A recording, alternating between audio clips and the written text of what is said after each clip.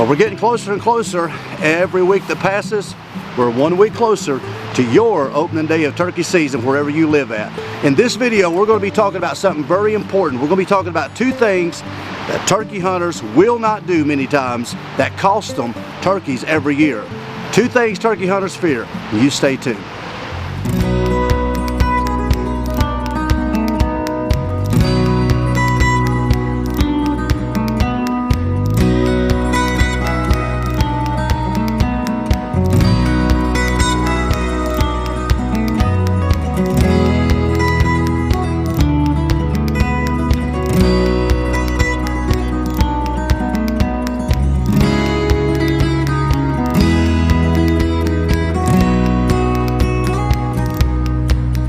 Said that turkey hunters are defeated mentally more than anywhere else, more than physically, even financially a lot of times, because somehow we find the means to financially do this, but mentally is where we have the most problem at. And a lot of the reasons why mentally we have a problem is because of things we've picked up over the years and habits and old wise tales or myths that we've picked up over the years that's just been ingrained in us even from a young hunter, and some reason we just cannot shake that, and so we just live by that code, and many times that costs us gobblers because we get afraid to do certain things. Well, number one, I think this is one of the big things that some turkey hunters just refuse to do, and if they do, man, it's almost like it's like pulling teeth to try to get them to do it, and that's move. Now we've talked about in the last few videos, this year already, we've talked about setting longer, being quiet, and being more patient, and all that's true. But sometimes you have to move on turkeys in order to get in that magical bubble in order to kill them. So there is some mobility you got to have to be a very successful turkey hunter. But when I say move, we're not going to just run toward the turkeys. We're not just going to run straight to where the gobblers are at. You got to move the right way. Many times you have to check out where that gobbler's at and try to make a maneuver on him in order to take him home with you. Well, when you got to move, don't sit there and go, oh, I'm afraid to move. I don't know if I should move or not. Oh, and the gobbler's out there gobbling, telling you, hey, I'm here, but we almost get paranoid because we're afraid this gobbler's going to see us. Oh man, he's going to see me. Oh, I can't move. I don't know what I'm going to do. Oh, I should have not. What if I get up? He's going to run. And so it's a battle in our mind that this gobbler's going to see us. But I promise you something. Over the last 30 years, I have moved so close to some turkeys without them ever seeing me, then set up and call them in and get in that bubble and wind up killing them in just a few moments. But you got to be mobile. You got to move. But when you do move, you got to first see where the turkey's at. Now we got OnX and all these maps. We can look exactly almost the area. We can see exactly the topography of the area. You find these little benches. You find these little rolls under the hill or whatever the case in the terrain in order to move without that turkey seeing you. There's no excuse why that we're going to sit there and just constantly be calling this turkey and he's not moving, or he's walking further away from us and he's just not interested in, and we can tell by the way he's gobbling that he's not coming in our area. Well, any idiot would just sit there and go, well, I don't know what to do. No, you get up and you try to make a move, okay? So that's what we're going to do this turkey season. We're going to first look at the terrain, find out a way that we can get to this turkey without him seeing us, and then try to slip and move. A lot of times though, when you move, whether you're crawling, on all fours, and I've had to do that a lot of times, or you're just, maybe hunched down real low to the ground and walking, or maybe you're just walking upright and using the terrain to your advantage. Sometimes, if it's a safe thing, and what I mean is if there's not a lot of other hunters around, because you never know what stupid people will do. But if you're on private property or you're on a very unpressured piece of public where there's hardly nobody around, it's okay to make turkey calls while you're doing that. I'll even make turkey calls on the ground. Again, if it's a safe situation while I'm crawling, sometimes I'll just do a little cluck or some little purrs, and I'll scratch while I'm moving. Even when I'm walking, like if I'm walking upright, I'll stop a minute and I'll scratch with my foot. I'll move with my foot and I'll move on a little bit, trying to sound like that turkey. Make them little turkey sounds as you do it.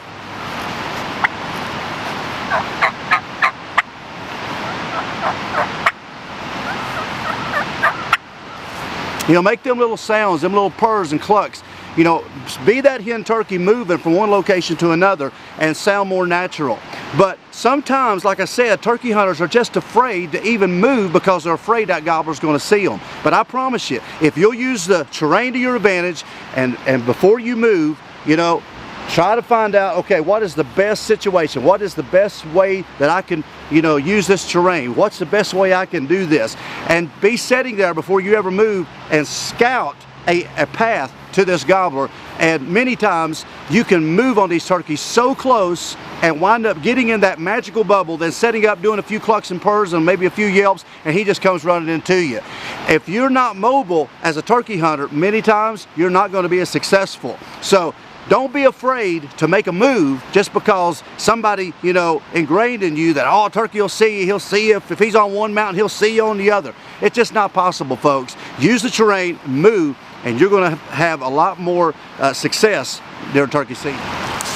All right, number two, and I think that this is probably going to get me a lot of bad comments. I hope not, but no matter how many seminars I do, no matter how many places I speak at, and no matter how many videos I do over the year, this right here will get me more in trouble with, especially old timers, than anything, and that's call shy. So let's talk about call shy a minute, because I guarantee if you've been turkey hunting any amount of time over the years, you have heard that term. The first time I ever heard the term call shy was probably, I'm guessing, probably about 1997, 98, somewhere around that area.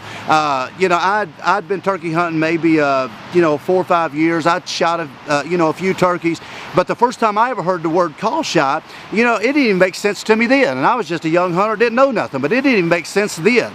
And call shy is basically saying that the moment you start calling to this gobbler, he's going to know that that's a fake turkey and that's a fake call. He's been called to and called to and called to over the years by other hunters, and he's just got so smart knowing that that's a turkey call that he's going to shy away. Thus why he walked away from you when and he went quiet and walked away, or why you saw him out in that field and when you hit that box call or you hit that mouth call, he turned around and shied away. And so and that's the reason why that the term call shy came into being. And so we taught a whole generation not to call because you know, all the gobblers around here are different and they don't like calling and they're call shy. So you got to just cluck a few times, maybe do a soft yelp, set and wait.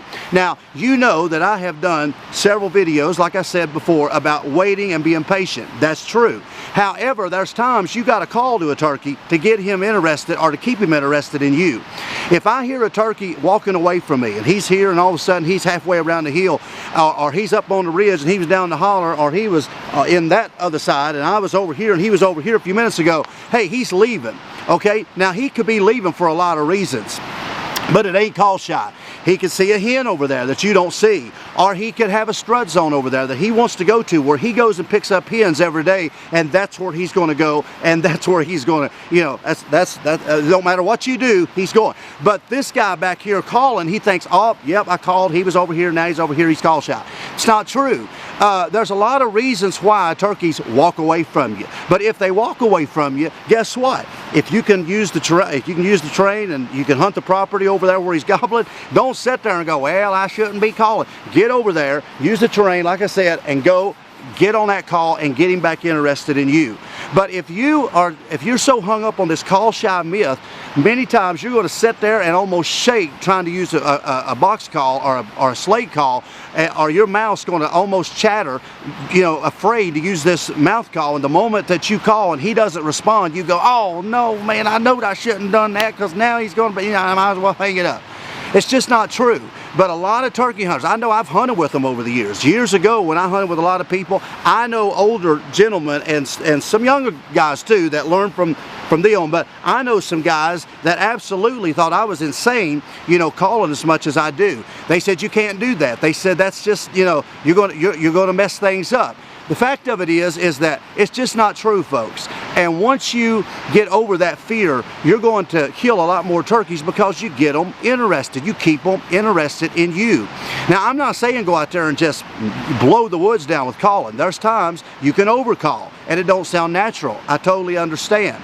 But unless you call so bad that it sounds absolutely horrid, which I don't think most turkey hunters do, because if you sound that bad, you're probably not going to have the confidence to go out by yourself and call anyway. But most turkey hunters, I would say probably 90% of turkey hunters at least can do a decent yelp and a decent cluck and a decent purr of some kind. So they sound somewhat real. But I want you to think about something. Now let's just stop here a moment and let's think. Okay, every day of a turkey's life, from the time they fly down in the morning and move around all day long and fly up in the evening to roost, what are they hearing? I'm talking about spring, summer, fall, winter, 4 seasons out of the whole year, every day of the year. What is them gobblers and hens hearing? Think about it. Other turkeys, right? They're hearing other turkeys. They're in a flock. They're moving in a flock. They're hearing other turkeys. They're hearing yelps, clucks, fighting purrs. They're hearing whines, whistles. They're hearing cutting. Everything, all 4 seasons, they're hearing from other turkeys. Okay, so they're used to hearing turkey sounds every single day.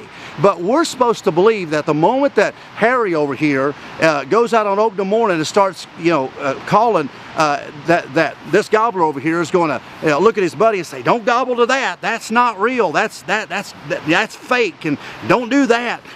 That's danger." It just don't happen. But that's what we tend to think. And again, it's because that when we called, the gobbler walked away. Thus the term call shy. But again, he walked away for a lot of reasons. There's other reasons that he walked away. You just got to find out why he walked away and try to get in front of him and call him back. But once you get over that fear of call shy, you're going to start killing a lot more gobblers, because you're not afraid to call, and you're not afraid to even get aggressive at times when it's needed.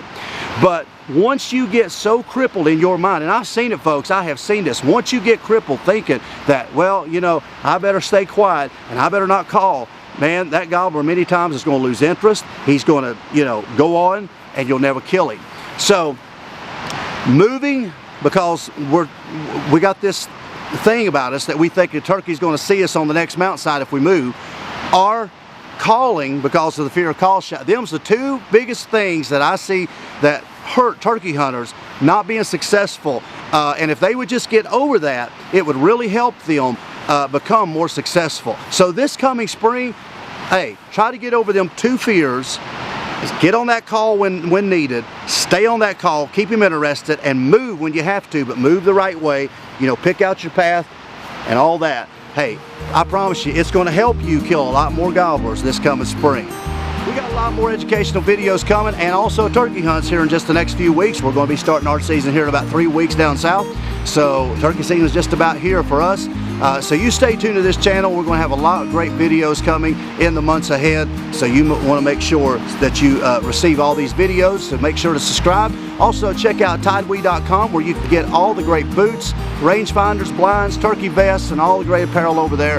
And make sure to use the promo code DALE22 or DALE25 for the hunting blinds and the turkey vest. The promo code will be in the description. Also check out Spring Fever Custom Calls, where you can get the Matt Dale Signature Series of turkey calls, like my old slate call that came out last year that's been a real turkey killer. Also my old slide box call and the mouth calls. Check them out at springfevercustomcalls.com. Also check out DaleOutdoors.com, where you get all the apparel. If you like to have some Dale Outdoor hats, just shoot me a message there, or shoot me a message on Facebook, and we'll try to get you some hats. And just all the other links below. Join me on social media, Facebook and Instagram. Also follow me. Just check out all the information, and we'd really appreciate it there in the description. And we'll see you in the next video, so you stay tuned.